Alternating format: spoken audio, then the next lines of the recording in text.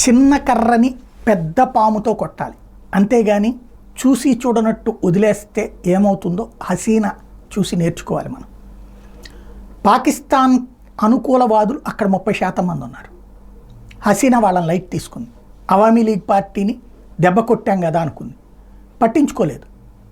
దేశద్రోహం చేస్తున్నటువంటి వాళ్ళ విషయంలో లైట్ తీసుకున్నది రాజకీయ అంశమే కదా అనుకుంది. కానీ ఆ దేశద్రోహులు ఒక్కటయ్యారు. ప్రతి అంశంలో ప్రజల్ని రెచ్చగొట్టారు. రిజర్వేషన్ల అంశం చాలా చిన్నది, చాలా ముఖ్యమైనది కూడా. స్వతంత్రం కోసం పోరాడినటువంటి కుటుంబాలకు ఇవ్వకుండా ఇంకెవరికి ఇస్తారు రిజర్వేషన్లు? వాళ్ళకి 30% ఇస్తే దాన్ని ఇక్కడ తప్పుబట్టారు. ఓకే, అక్కడ ఉన్నటువంటి వాళ్ళు ఆ తరం అయిపోయారు కదా, ఆ తర్వాత కొడుకులకు కూడా అయిపోయింది కదా, ఇప్పుడు 3వ తరానికి ఇవ్వక్కర్లేదు అనుకున్నారు. గుడ్. ఆ ఉద్యమానికి సుప్రీంకోర్టు కూడా అంగీకరించి 7% రిజర్వేషన్లు చాలని తీర్పిచ్చాక దాన్ని హసీనా ఒప్పుకున్నా కూడా ఎట్లాగా జరిగింది? ఎలా పారిపోవాల్సి వచ్చింది? ఎందుకు ఇంట్లోకి వెళ్ళి చివరికి ఆమె చీరల్ని, బ్లౌజుల్ని, లంగాల్ని కూడా చూపెడుతూ రోడ్లెక్కినటువంటి దరిద్రులు ఎవరు? వాళ్ళందరూ పాకిస్తాన్ ప్రేరేపిత బ్యాచి. పాకిస్తాన్తో అది కలవాలని కోరుకునే బంగ్లాదేశీయులు, బంగ్లాదేశ్లో ఉండి పాకిస్తాన్ని ప్రేమించేవాళ్ళు.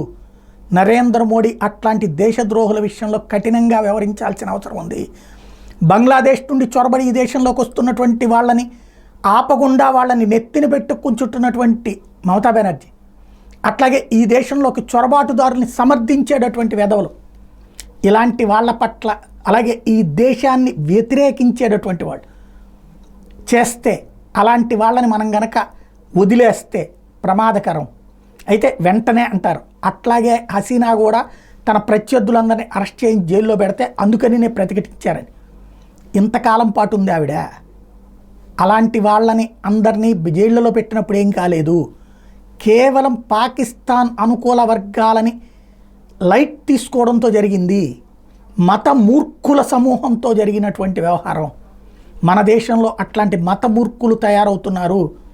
ఈ దేశానికి వ్యతిరేకంగా పాకిస్తాన్తో సాగుతున్నటువంటి వాళ్ళు, ఈ దేశంలో తీవ్రవాదాన్ని ప్రోత్సహిస్తున్న వాళ్ళు, ఈ దేశంలో మత చిచ్చు రాజేస్తున్నటువంటి వాళ్ళు, వాళ్ళని ప్రజాస్వామ్యం పేరుతో వదిలేశామా?